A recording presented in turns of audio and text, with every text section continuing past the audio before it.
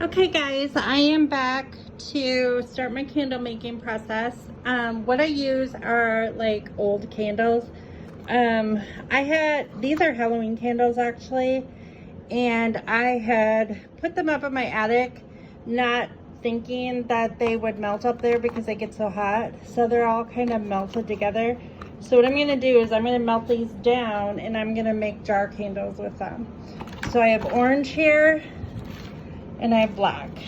So basically what I do is the first thing I do is I take a wick and I wrap it around the middle of this and I measure out how long I want the wick to be in each jar.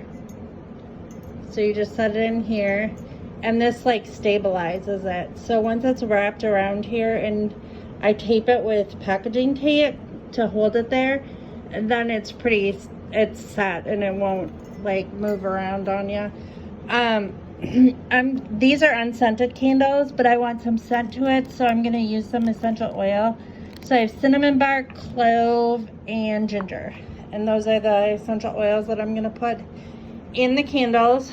Once they're melted, the best kind of pan to use, now you need a tweezer. This is like a bead tweezer, because basically what I do is I melt them in there, and there's wicks in here that you don't want in here. So once this is melted, I just take my tweezer and take the old wicks out. So that's basically what I do. The pan I use is over here, and the best pan that I have found that works the best for this is a cast iron pan, because it holds the heat and it melts the fastest.